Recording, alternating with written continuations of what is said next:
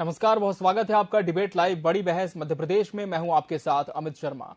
मध्य प्रदेश में जीत का सपना देख रही कांग्रेस ईडी, सीबीआई और आईटी के छापों से आशंकित है। कांग्रेस के लोकसभा वाइज नियुक्त किए गए ऑब्जर्वर्स की बैठक में यह डर भी दिखाई दिया। एक ऑब्जर्वर एक सीट पर निगाह रखेंगे। इसी तरह के ऑब्जर्वर बीजेपी ने भी तैनात किए हैं। चुनावी युद्ध में ये दोनों दलों के आंख और कान का काम करेंगे। लेकिन आखिर क्यों यहां पर बार बार ईडी, आईटी और सीबीआई का हो रहा है जिक्र, देखिए इस खास रिपोर्ट में। अगर ईडी, आईटी ये दफ्तर खुल रहे हैं, मुख्यमंत्री, मंत्री, उनके चहेते अधिकारी, कर्मचारियों घर पर छापा डालिए। किसी का भी छापा पड़ता है तो आपके पेट में दर्द क्यों होता है और आप डरते क्यों हैं? क्योंकि आपके मन में चोर है।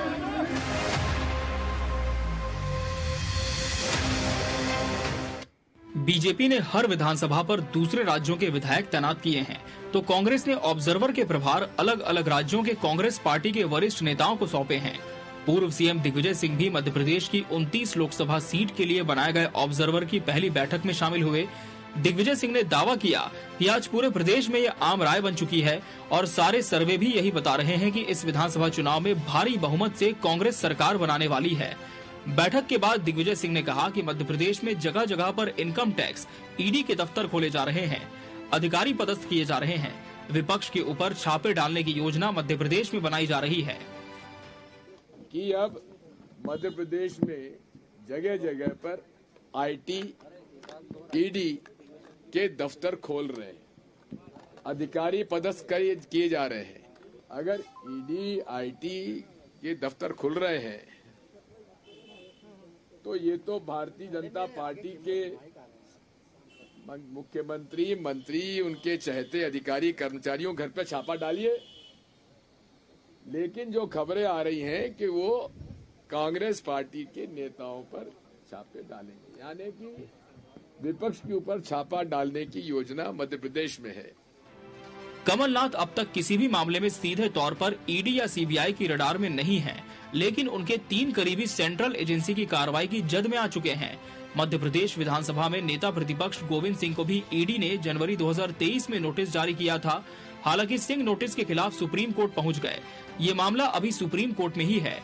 इधर बीजेपी ने प्रतिक्रिया में कहा कि ईडी एक संवैधानिक संस्था है। संवैधानिक संस्था होने के साथ ईडी अपना काम करती है। संवैधानिक संस्था है और संवैधानिक संस्था होने के साथ ईडी अपना काम करती है। लेकिन दिग्विजय सिंह और कमलनाथ जैसे इन्हें हमेशा यही दिखाई देता है क्योंकि इन्होंने जिंदगी में चोरी ही की है। अरे ईडी का, सीबीआई का, किसी का भी छापा पड़ता है तो आपके पेट में दर्द क्यों होता है और आप डरते क्यों हैं? क्योंकि आपके मन में चोर है। आपने चोरी की है तो आपको ईडी का डर पहले से ही दिखाई देने लग जाता है। चुनावी साल में ईडी, सीबीआई और आयकर विभाग की सक्रियता ने मध्य प्रदेश, राजस्थान और छत्तीसगढ़ में कांग्रेस नेताओं की टेंशन बढ़ा दी है। हाल ही में ईडी ने राजस्थान और छत्तीसगढ़ में 2 बड़े छापे मारे हैं। दोनों बड़े छापे कांग्रेस नेताओं के करीबियों पर पड़े। कहा जा रहा है कि आने वाले दिनों में इन तीनों चुनावी राज्यों में ईडी और सीबीआई की कार्रवाई में तेजी आ सकती है। बहरहाल ईडी की कार्रवाई पर दोनों ही पार्टियों के अपने पक्ष हैं। Bureau report, TV 24 news. और आज इसी विषय पर हम चर्चा करेंगे और इसके लिए हमारे साथ खास मेहमानों का पैनल भी जुड़ चुका है। सबसे पहले उनसे आपको मुखातिब करा दें। हमारे साथ भाजपा नेता मोहित गर्ग जी जुड़े हैं। मोहित जी, आपका बहुत बहुत स्वागत है इस चर्चा में। हमारे साथ कांग्रेस प्रवक्ता कमलेश जयराम खातरकर जी जुड़े हैं। कमलेश जी, आपका भी बहुत बहुत स्वागत है इस लाइव डिबेट में। वरिष्ठ पत्रकार प्रकाश व्यास जी भी इस डिबेट का हिस्सा है। प्रकाश जी, आपका भी बहुत बहुत स्वागत है इस डिबेट में। सबसे पहले हम रुख कर लेंगे कांग्रेस का। जिस तरह से दिग्विजय सिंह जी ने बयान दिया है, कमलेश जी आपने भी सुना कि ईडी, आईटी को लेकर कांग्रेस लगातार आशंकित है और लगातार जो विपक्ष है वो ये आरोप भी लगा रहा है कि कहीं ना कहीं टारगेट किया जा रहा है। लेकिन ये जो टारगेट है वो कर कौन रहा है और क्यों आपको लगता है कि सिर्फ जो विपक्ष के नेता हैं उन्हें ही रडार पर लिया जा रहा है?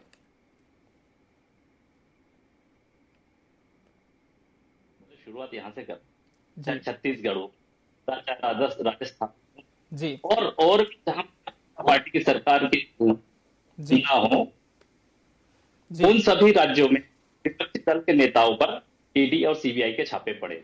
जी, में जो भी घपले और घोटाले हो रहे हैं, जो भी अनियमितता हो रही है, क्या उस पर ईडी और सीबीआई की नजर नहीं जाती? अगर ईडी और सीबीआई स्वतंत्र रूप से काम कर रही हैं, अगर संवैधानिक संस्था जिसको अपने स्वतंत्र अधिकार प्राप्त है, तो भाजपा शासित राज्यों में क्यों छापे नहीं मारते?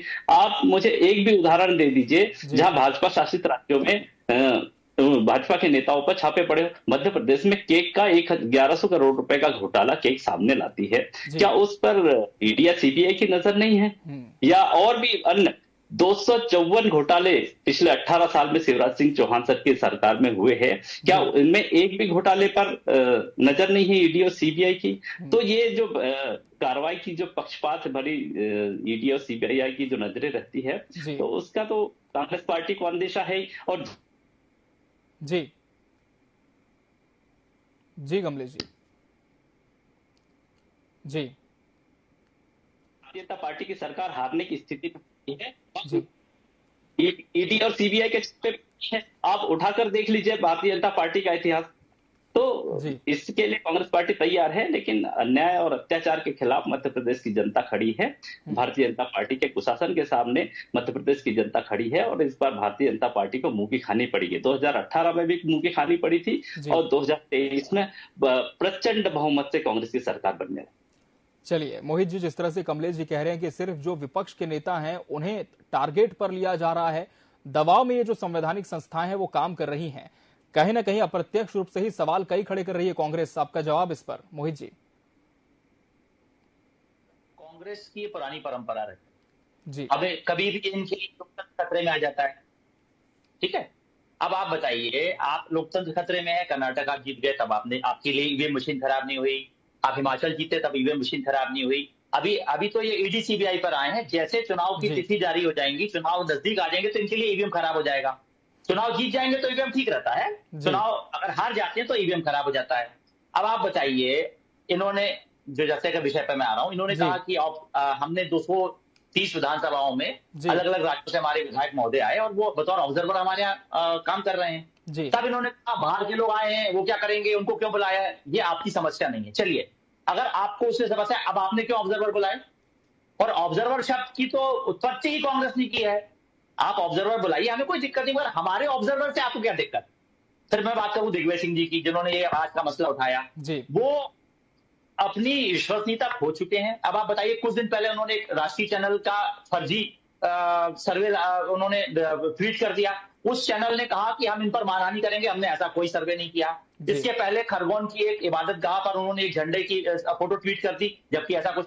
तो ये वैमनस्यता फैलाने का, दिग्विजय सिंह जी लगातार इस तरह की बातें करते हैं, चाहे वो ट्वीट के माध्यम से हो, चाहे वो इंटरव्यू के माध्यम से हो, चाहे वो अपने विवाद खड़ा करना उनकी एक आदत बन गई है, और उसी के चलते उनको लगता है कि उनकी प्रासंगिकता है, जबकि वो अपनी प्रासंगिकता खो चुके हैं। उसका सबसे बड़ा प्रमाण है भोपाल का लोकसभा चुनाव, 3.5 लाख वोट से ऊपर हारे थे वो। और किस प्रत्याशी से हारे थे? जिनकी राजनीति में वो पहली पारी थी।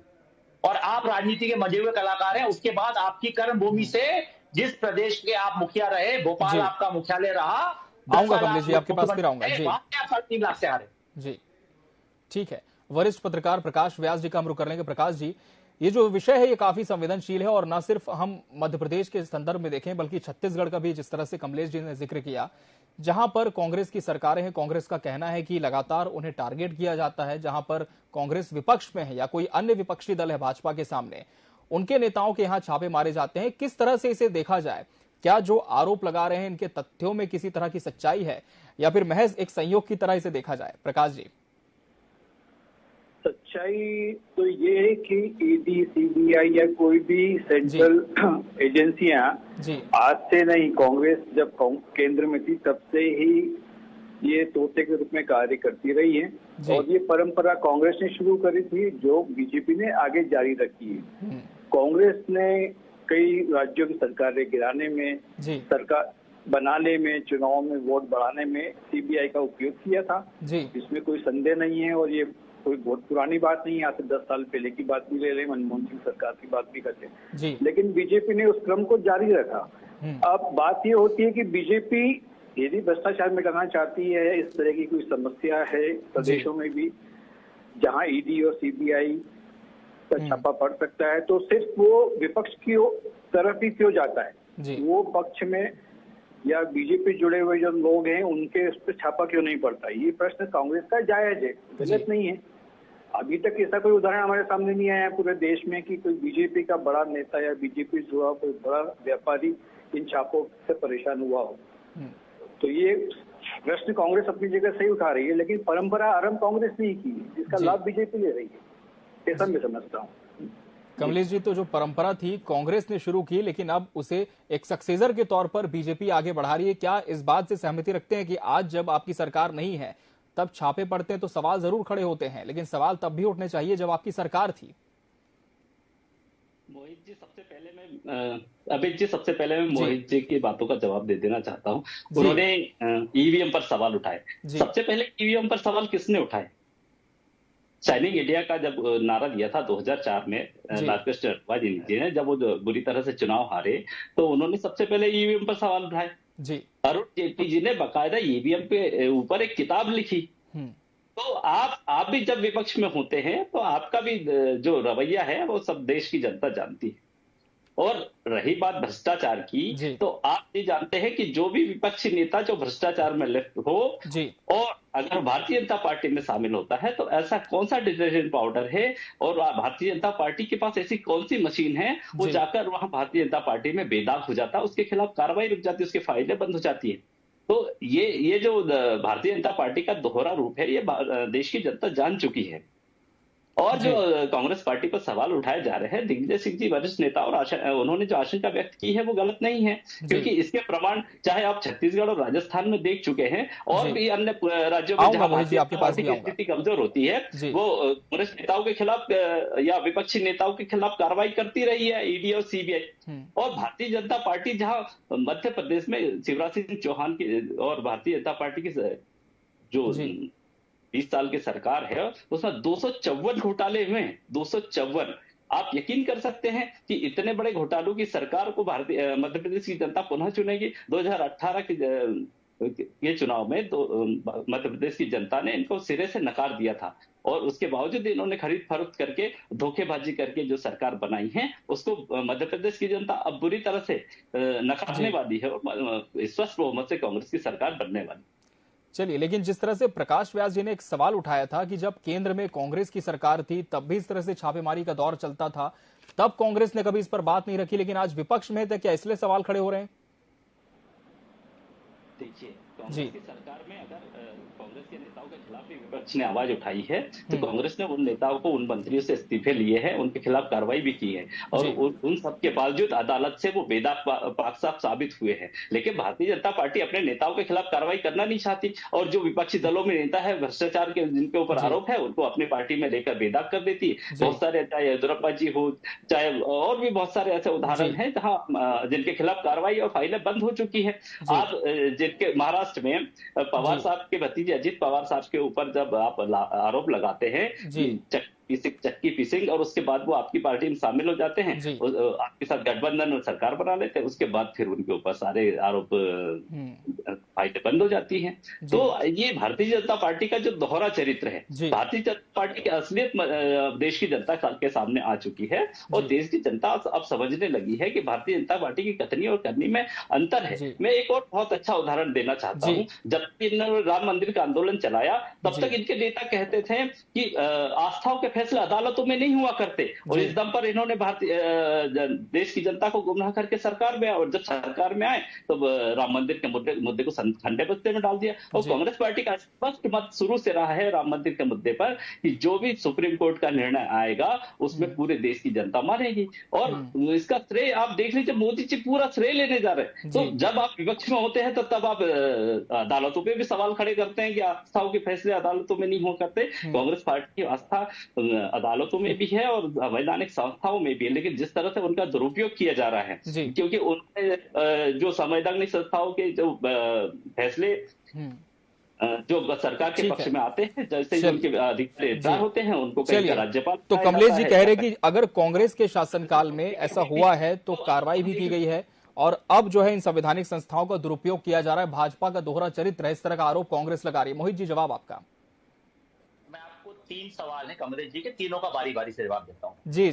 तो जो ये नेताओं की बात कर रहे हैं जी, इन सबसे वरिष्ठ नेता श्री राहुल गांधी जी और सोनिया गांधी जी पर 2012 में मामला दर्ज हुआ था। उस समय सरकार किसकी थी? श्री मनमोहन सिंह जी की, हमारी सरकार नहीं थी। अभी वो बेल पर हैं।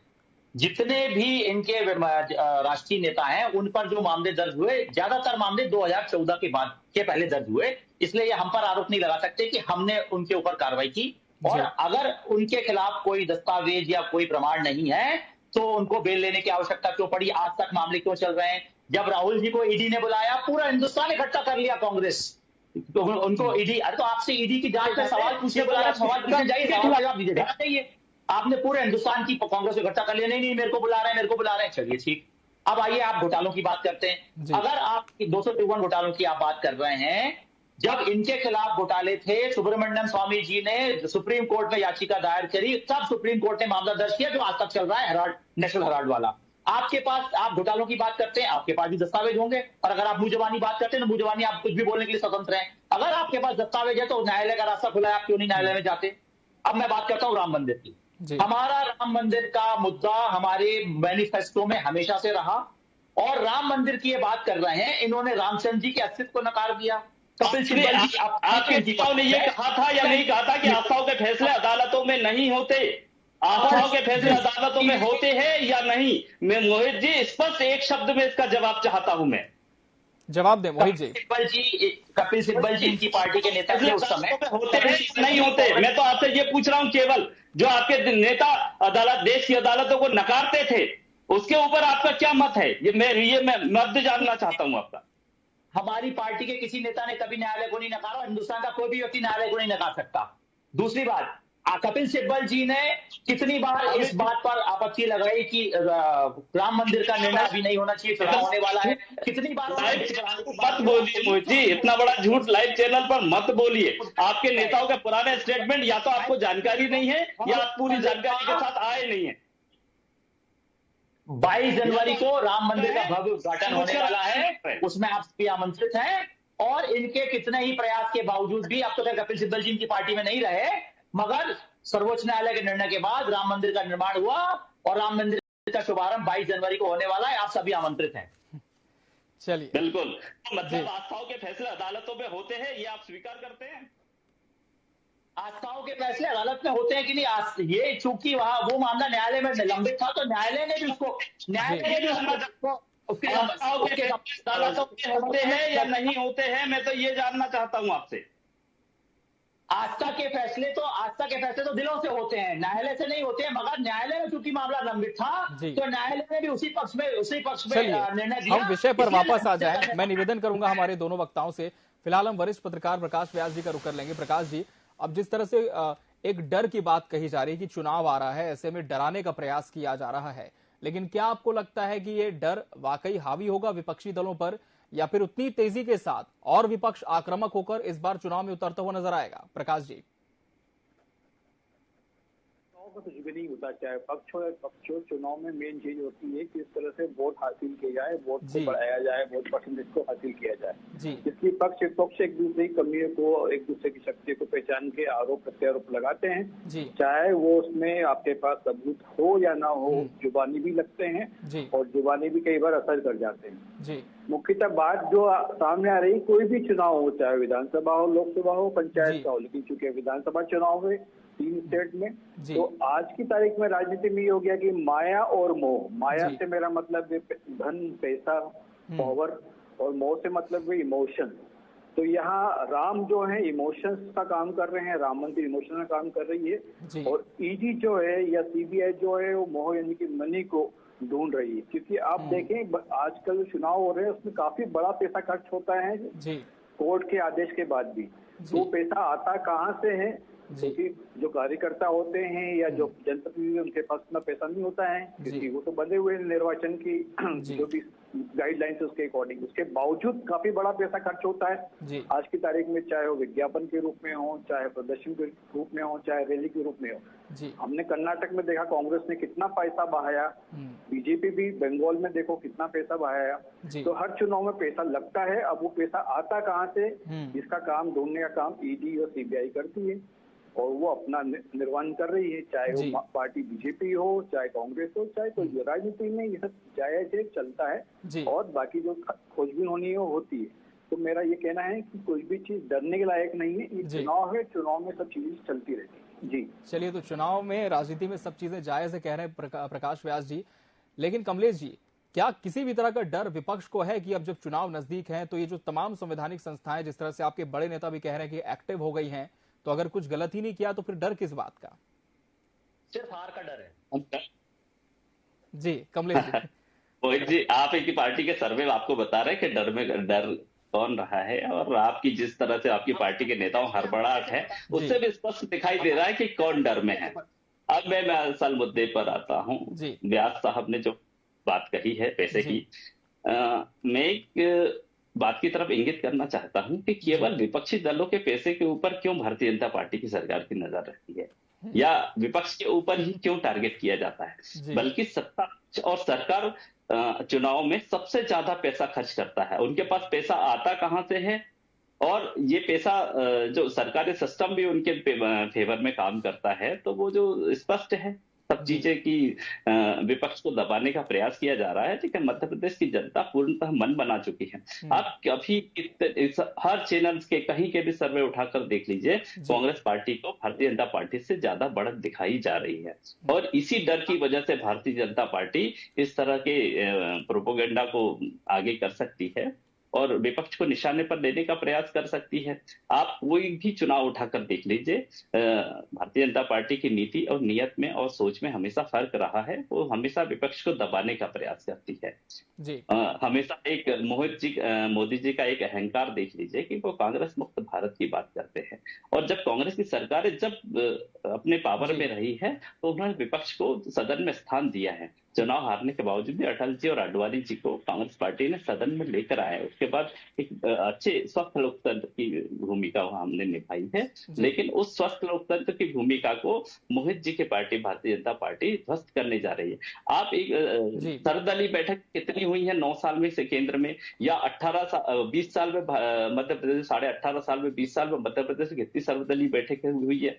इसके आंकड़े उठाकर देख लीजिए कांग्रेस पार्टी की सरकार और भारतीय जनता पार्टी। स्वस्थ व्यवस्था को जो भाजपा है वो ध्वस्त करने जा रही है कांग्रेस के आरोप है। जवाब दे मोहित जी, फिर कार्यक्रम का समापन करेंगे। जी मोहित जी। जैसे कमलेश जी ने हमारी पार्टी के वरिष्ठ नेता अटल जी और आडवाणी जी को संसद में लाए, वैसे हम राहुल जी को अमेठी से हारने के बाद वायनाड से ले आए और सोनिया जी को भी ले आए। मोहित जी, इसलिए लोकतंत्र की खूबसूरती यही तो है। इस पर सवाल मत उठाइए प्लीज। चुनाव तो अटल बिहारी वाजपेयी भी हारे थे, लेकिन इसका मतलब ये नहीं है कि आप किसी का माहौल उड़ाए। लेकिन आप वो बाकायदा चुनकर आए हैं। 4.5 वोटों से ज्यादा चुनकर आए राहुल जी वायनाड से। मोहित जी आपकी बात वायनाड की इस देश की जनता है, उन्होंने उनको चुनकर लोकसभा में पहुंचाया है। जी जी मोहित जी आपकी बात पूरी करें। जी अब बात चुनाव की कर रहे थे। मैं बताऊं कि अगर हमने 18.5 साल में जो काम किया है, हम हर चुनाव के बाद आप जनता के बीच में जाते हैं, चुनाव के पहले, चुनाव के दौरान, चुनाव के बाद भी, तो वही हम जन आशीर्वाद यात्रा लेकर जा रहे हैं। सब इन्होंने हमारी जन आशीर्वाद यात्रा का विरोध किया था कि ये यात्रा क्यों निकाल रहे हैं, अभी जन आक्रोश यात्रा निकाल रहे हैं। तो इनसे आग्रह कि जन आक्रोश यात्रा ना निकालें, क्योंकि जो इन्होंने किसानों को बेवकूफ बनाया है, तो अगर जन आक्रोश यात्रा लेके जाएंगे तो किसानों का आक्रोश निकलेगा उनके ऊपर, कोई झेल नहीं पाएंगे। और ये अपनी बात को देख रहे हैं, इसलिए आप कृषि मंत्री ने स्वीकार किया है कि 26 लाख किसानों के 11,000 करोड़ रुपए कर्ज माफ हुए हैं, और इसकी मध्य प्रदेश के किसान साक्षी है। मोहित जी, आप इतना झूठ कैसे बोल लेते? आपकी नैतिकता आपको दुत्कारती नहीं है? आपकी अंतरात्मा कैसे जवाब पूरा करें मोहित जी, जवाब पूरा करें। कमलेश जी, आपको संख्या ही नहीं मालूम। मध्य प्रदेश में 2019 में 1 करोड़ 21 लाख किसान थे। आपने 26,550,000 का कितना माफ किया, बाकी नहीं 90 लाख का क्या हुआ? बोल रहे मैं सदन में आप कुछ और निकलते हैं और चैनलों पर आकर आप कुछ और बोलते हैं। दिन में पूरा ऋण माफ करने की बात की थी, 90 लाख किसानों को क्या? चलिए, तो अब चुनाव है तो जाहिर सी बात है कि आरोप प्रत्यारोपों का दौर जारी रहेगा और ये समय के साथ बढ़ता हुआ भी जाएगा। लेकिन फिलहाल देखना होगा कि इस चुनाव में किस पार्टी के साथ जनता का साथ जाता है, किसका विश्वास जाता है। बहरहाल, अब तीनों मेहमानों का बहुत बहुत शुक्रिया हमसे इस डिबेट में जुड़ने के लिए और इसका हिस्सा बनने के लिए आपका बहुत बहुत धन्यवाद। इसके साथ एमपी डिबेट लाइव बड़ी बहस में आज के लिए फिलहाल इतना ही। मुझे दीजिए इजाजत। नमस्कार।